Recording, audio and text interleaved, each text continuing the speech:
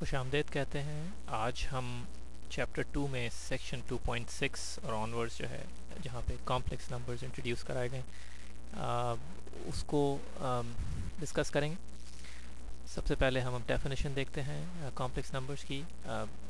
Set सी जो है, ये स्ट्रेंज लुकिंग सी, उल्टा डी जैसा लग रहा है, ये सेट ऑफ कॉम्प्लेक्स नंबर्स है।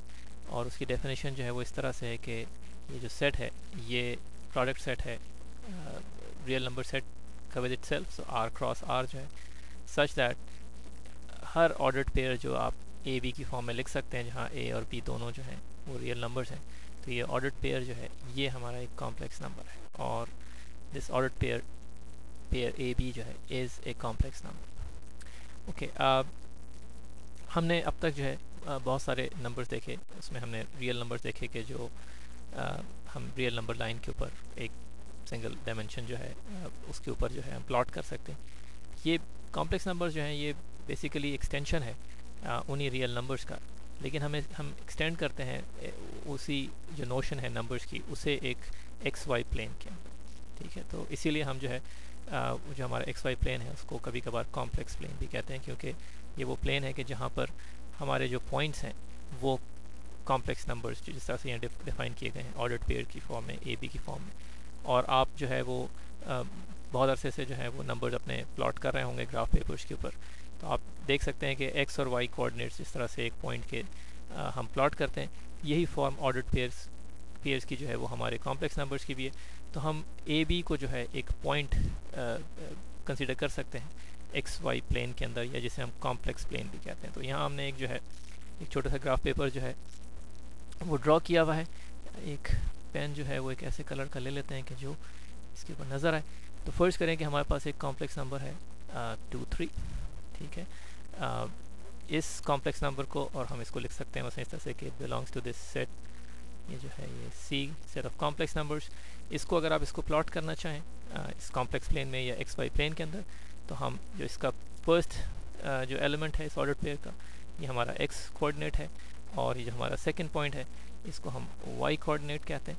तो एक्स जो है हम ये पॉइंट इसका ये हो गया, और फिर उसके बाद जो है हमने 3 जो है वो हम ऊपर चले गए, तो ये वाला पॉइंट जो है ये हो गया 2 3 हमारा कॉम्प्लेक्स नंबर इस एक्स वाई प्लेन के अंदर या कॉम्प्लेक्स प्लेन के अंदर। कोई भी नंबर आप इस तरह से ले लें, मसलन आप ले लें -1 2।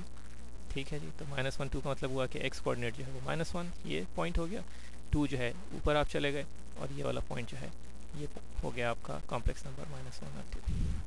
ठीक है, तो इस तरह से अगर आप देखें तो एक कॉम्प्लेक्स नंबर जो है वो एक पॉइंट है हमारे इस कॉम्प्लेक्स प्लेन के अंदर। और हमारे जो रियल नंबर्स हैं वो हमें मालूम है कि वो रियल नंबर्स जो है वो हम सिर्फ एक सिंगल ये जो है इस लाइन के ऊपर नंबर लाइन के ऊपर ड्रॉ करते हैं।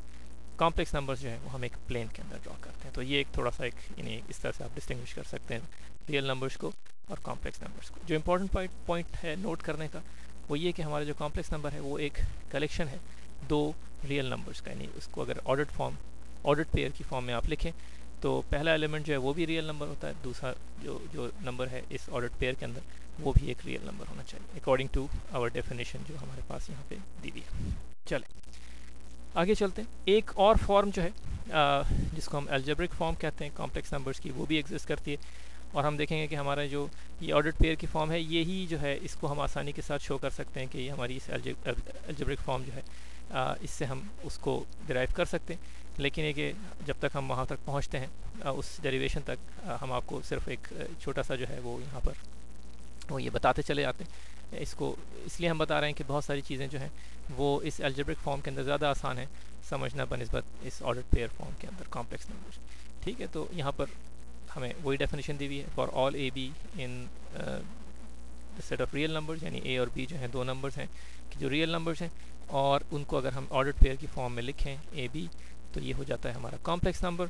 अगर ये complex number ordered pair form के अंदर गिवन है उसको हम जो है वो एक और एल्जेब्रिक फॉर्म के अंदर भी लिख सकते हैं, और वो फॉर्म जो है वो यहाँ पर दी हुई है a+ib करके लिखा जा सकता है इसको, जहाँ पर ये एक i जो है कि स्पेशल जो है कांस्टेंट है, स्पेशल नंबर है जिसकी वैल्यू जो है वो स्क्वायर रूट ऑफ -1 या -1 के बराबर। ठीक है, और अभी आप देखिएगा कि हम कैसे शो करेंगे कि ये क्यों मसलन स्क्वायर रूट ऑफ -1 के बराबर है। लेकिन बहरहाल ये जो नंबर है ये दूसरी तरह से इसका रिप्रेजेंटेशन है। ये हमारा वही x कंपोनेंट हो गया, b जो है ये हमारा y कंपोनेंट हो गया। तो इसको a कामा b की फॉर्म में भी लिखा जा सकता है, और एक दूसरी जो रिप्रेजेंटेशन है इसकी ऑल्टरनेटिव वो a प्लस आई बी है। तो इसको ध्यान में रखिएगा, इसको हम आगे यूज़ करेंगे कुछ चीज़ें जो है उनमें। कुछ ऑपरेशंस कॉम्प्लेक्स नंबर्स के, जिस तरह से रियल नंबर्स में हमने ऑपरेशंस देखे थे, उनकी प्रॉपर्टीज़ देखी थी। रियल नंबर्स में हमने जो है वो एडिशन, मल्टीप्लिकेशन और इस तरह के ऑपरेशंस जो हैं, इक्वालिटी इनइक्वालिटी के। इसी तरह से हम जो है कॉम्प्लेक्स नंबर्स में भी देखेंगे। जो चीज़ याद रखने की है वो ये कि हमारे पास जो कॉम्प्लेक्स नंबर की फॉर्म है ऑर्डर्ड पेयर वाली, उसमें जो दोनों एलिमेंट्स हैं ए एंड बी, ये रियल नंबर्स ही हैं। तो यानी अगर हम जब इन इंडिविजुअल एलिमेंट्स को देख रहे होंगे तो हम इनको बिल्कुल ऐसे ट्रीट करेंगे कि जैसे कि हम रियल नंबर्स को ट्रीट करते रहें, या जो हमारी डेफिनेशंस या प्रॉपर्टीज़ हमने लर्न की। तो यहाँ पर दो ऑर्डर्ड पेयर्स दिए हुए हैं, यानी हमसे कहा जा रहा है कि suppose there are two complex numbers. Equality अगर उन दो नंबर्स के दरमियान इस्टेब्लिश करना हो तो उसकी डेफिनेशन जो है वो यहाँ पे दी हुई है। यानी एक कॉम्प्लेक्स नंबर जो है ए बी वो दूसरे कॉम्प्लेक्स नंबर सी डी के बराबर होगा इफ़ एंड ओनली इफ़, ये मसलन नेसेसरी एंड सफिशिएंट कंडीशन है, if the first element of the ordered pair of first is equal to the first element of the ordered pair of the second complex numbers। तो यानी अगर a जो है वो c के बराबर है और b जो है वो d के बराबर है, only then हम ये कहेंगे कि ये दो जो नंबर्स हैं कॉम्प्लेक्स नंबर्स वो एक दूसरे के बराबर। तो दो कॉम्प्लेक्स नंबर्स को अगर हम ये साबित करना चाहें कि वो दोनों सेम है, तो हमें ये शो करना होगा कि उनका जो फर्स्ट एलिमेंट है ऑर्डर्ड पेयर के अंदर दोनों का वो भी सेम है, और जो सेकंड एलिमेंट है वो भी सेम या इक्वल। और हमें मालूम है कि इक्वालिटी रियल नंबर्स की हम पहले देख चुके हैं, तो वो इक्वालिटी पहले से ही वेल डिफाइंड। आगे चलते हैं, एडिशन। दो कॉम्प्लेक्स नंबर्स जो हैं ए बी, एक कॉम्प्लेक्स नंबर है दूसरा सी डी, इनको अगर हम ऐड कर रहे हैं तो इनको ऐड करने से जो हमें सम मिलेगा वो एक कॉम्प्लेक्स नंबर होगा जिसका फर्स्ट एलिमेंट जो है वो a प्लस सी, यानी हमने a और c फर्स्ट एलिमेंट्स जो हैं दो कॉम्प्लेक्स नंबर्स की इस ऑर्डर्ड पेयर फॉर्म के अंदर, उनको ऐड कर देते हैं, और हम दो सेकंड एलिमेंट जो है इन दोनों ऑर्डर्ड पेयर्स का उनको आपस में ऐड करके सम निकालते हैं। तो जो हमारा नया कॉम्प्लेक्स नंबर जो है जो सम है वो a plus C comma b plus D जो है वो हमें मिलता है। तो ये एडिशन की डेफिनेशन होगी, ठीक है। अच्छा अगर आप जो है इसको मसलन जो हमने अभी अलजेब्रिक आपको फॉर्म बताई थी उसमें आप देखना चाहें तो अलजेब्रिक फॉर्म जो है वो a प्लस आई बी जैसे एक अलजेब्रिक एक्सप्रेशन होता है, इस तरह से c प्लस आई डी जो है ये हमारा दूसरा कॉम्प्लेक्स नंबर हो गया। इनको हम आपस में ऐड कर रहे हैं, ठीक है। तो इनको जब हम ऐड करेंगे तो सूरत हाल इस तरह से हो जाएगी कि हमारे पास a प्लस आई बी, और ये बिल्कुल सिंपल जैसे एडिशन करते हैं हम अलजेब्रिक एक्सप्रेशंस की, plus c plus i D. उसके बाद जो है इसमें हम वो नंबर्स जो हैं उनको आपस में साथ लिख लें कि जो i के साथ हैं, और उन नंबर्स को साथ लिख लें जो i के बगैर हैं। i को हम जो है वो कॉमन ले लें उन टर्म्स में कि जहाँ पे जो i के साथ मल्टीप्लाई हो रही। तो अब अगर आप इस नंबर को देखें तो सूरत हाल ये है कि a प्लस सी जो है ये हमारा वो पार्ट है कि जो ऑर्डर्ड पेयर की फॉर्म के अंदर पहला एलिमेंट है, और i के साथ जो एक्सप्रेशन मल्टीप्लाई हो रहा है वो इसका सेकेंड एलिमेंट है ऑर्डर्ड पेयर फॉर्म के अंदर। तो a plus C comma b plus D जो है वो सम जो कॉम्प्लेक्स नंबर है इन दो नंबर्स का उसका फॉर्म होगा। मल्टीप्लिकेशन जो है वो जिस तरह से डिफाइन हुई है वो आपके सामने कि दो नंबर्स हैं ए बी एक कॉम्प्लेक्स नंबर, सी डी दूसरा कॉम्प्लेक्स नंबर। जो प्रोडक्ट कॉम्प्लेक्स नंबर है उसका first element A C minus B D करके आप निकाल सकते हैं, और जो सेकेंड एलिमेंट है ऑर्डर्ड पेयर में वो A D plus B C करके निकाल सकते हैं। और ये जो है ये प्रोडक्ट कॉम्प्लेक्स नंबर जो है वो होगा इन दो नंबर्स का। इसको मेमोराइज़ करने की ज़रूरत नहीं है, हम जो है आपको दोबारा अलजेब्रिक फॉर्म में दिखाते हैं कि किस तरह से ये जो मल्टीप्लिकेशन है या प्रोडक्ट फॉर्म है और कॉम्प्लेक्स नंबर की, इसको हम आसानी के साथ अलजेब्रिक फॉर्म से भी डिराइव कर सकते हैं। जो चीज़ याद रखने की है वो ये कि ये जो आई है हमारा ये स्क्वायर रूट ऑफ -1 के बराबर है। वैसे इसको याद रखें क्योंकि यही चीज़ हम इस्तेमाल करेंगे जब इन नंबर्स को जो है हम मसलन मल्टीप्लाई करेंगे। हमारे पास एक नंबर जो है वो a प्लस आई बी है, इसको हमने मसलन z से रिप्रेजेंट कर रहे हैं। तो a प्लस आई बी हमारा ये वाला हो गया a कॉमा b वाला कॉम्प्लेक्स नंबर हो गया। इस तरह से W जो है वो हमारा दूसरा कॉम्प्लेक्स नंबर है, C प्लस आई डी, ये हो गया C कॉमा D वाली जो कॉम्प्लेक्स नंबर था उसको हमने अलजेब्रिक फॉर्म के अंदर लिखा है। अब हम इन दोनों को मल्टीप्लाई करते हैं, यानी Z टाइम्स W कैलकुलेट करते हैं, तो A plus i B times C plus i D हो गया। रेगुलर मल्टीप्लिकेशन जो अलजेब्रा में आपने लर्न किए उसको अप्लाई करें, A को C से मल्टीप्लाई सबसे पहले किया हमने, तो A टाइम्स C आ गया। फिर A जो है वो मल्टीप्लाई हुआ A टाइम्स A I, हम लेफ्ट साइड पे लिख लेते हैं I times A times D, तो ये जो है A को हमने पहले मल्टीप्लाई कर दिया इन दो टर्म्स के साथ। उसके बाद अब आई बी जो है उसको मल्टीप्लाई करते हैं, सिमिलरली I को हम बाहर रखते हैं लेफ्ट साइड के ऊपर, I times B times C, ये मल्टीप्लिकेशन हो गई सेकेंड एलिमेंट को फर्स्ट के साथ और फिर सेकेंड एलिमेंट को सेकेंड के साथ। यहाँ पर बस ये चीज़ याद रखने की है कि I जो है वो हमारा स्क्वायर रूट ऑफ -1 के बराबर है, इसलिए I टाइम्स I जो है वो हमारा I स्क्वायर हो जाएगा, और I स्क्वायर जो है वो स्क्वायर रूट ऑफ -1 का स्क्वायर जो है वो आप आसानी के साथ कैलकुलेट कर सकते हैं कि वो किस चीज़ के बराबर होगा। पहले हम बाकी टर्म्स लिख लें, तो I स्क्वायर जो है वो हमारा हो गया -1 के बराबर। इसको अब रीअरेंज कर लें इन टर्म्स को, ठीक है, तो AC और प्लस I टाइम्स, इसमें हम I जो कॉमन है उसको ब्रैकेट से बाहर लिख लेते हैं, तो ये हो गया AD प्लस BC, ठीक है जनाब। I स्क्वायर जो है वो -1 के बराबर हो गया, तो माइनस BD लिख सकते हैं इसको हम, थोड़ा सा और रीअरेंज कर लें, AC minus BD plus I times AD plus BC। और अब आप देख सकते हैं कि ये जो दो फर्स्ट टर्म्स हैं ये बग़ैर I के हैं, और उसके बाद जो ये थर्ड टर्म है ये इसमें I जो है वो मल्टीप्लाई हो रहा है, फैक्टर है इस टर्म का, तो हमारा जो ऑर्डर्ड पेयर की फॉर्म में है उसमें हमने AC माइनस BD जो है वो हमारा फर्स्ट एलिमेंट हो गया इस कॉम्प्लेक्स नंबर का, कि जो हमें दो कॉम्प्लेक्स नंबर्स को मल्टीप्लाई करके हासिल हुआ है, तो हम इसको AD प्लस BC करके ये लिख सकते हैं। आप पीछे जाके देखें, ये वही फॉर्म है कि जो डेफिनेशन के अंदर दी हुई थी, और इसीलिए हमने आपसे कहा था कि इसको मेमोराइज़ करने की ज़रूरत नहीं है। अगर कुछ दिनों में हो सकता है कि आपको खुद ही याद हो जाए जब आप बहुत सारे जो है प्रॉब्लम सॉल्व करेंगे, अगर नहीं तो आप क्विकली जो है इस अलजेब्रिक फॉर्म के अंदर लिख के और इसको डिराइव कर सकते हैं। चलें आप आगे चलते हैं, कुछ स्पेशल जो है कॉम्प्लेक्स नंबर्स जो हैं उनको हम देख लेते हैं। एक हमारे पास ये एक स्पेशल कॉम्प्लेक्स नंबर है जिसके अंदर हमारा जो सेकेंड एलिमेंट है वो 0 है, और फर्स्ट एलिमेंट जो है वो एक रियल नंबर है A। इस नंबर की ख़ास बात जो है कॉम्प्लेक्स नंबर की वो ये है कि ये बिल्कुल एक रियल नंबर की तरह से बिहेव करता है, यानी अगर आप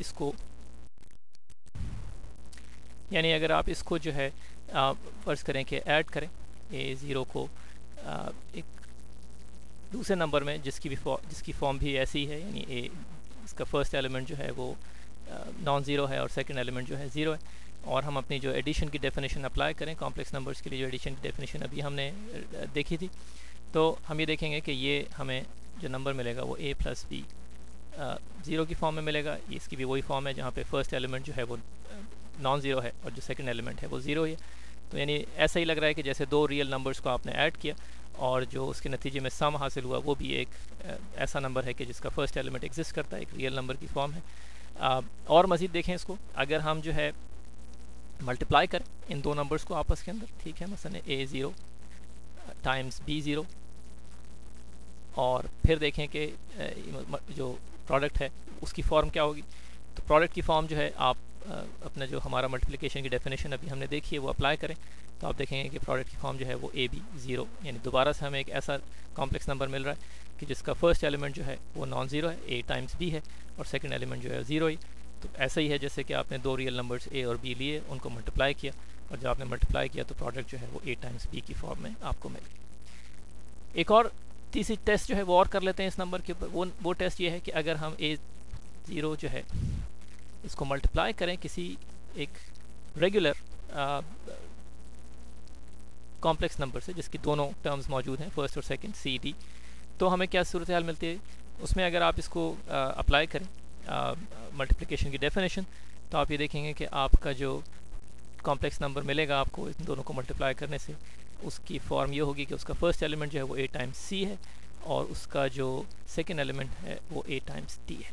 यानी ऐसा है कि जैसे एक a से आपने एक कॉम्प्लेक्स नंबर b d को c d को c होना c d को जो है आपने मल्टीप्लाई कर दिया, तो ये जो a ज़ीरो की फॉर्म है या b ज़ीरो की फॉर्म है, यानी वो फॉर्म के जिसमें पहला एलिमेंट एग्जिस्ट यानी एक नॉन ज़ीरो है और दूसरा एलिमेंट जो है ज़ीरो है, वो ऐसे बिहेव कर रहा है जैसे कि एक रियल नंबर हो। जब आप उसे ऐड करते हैं किसी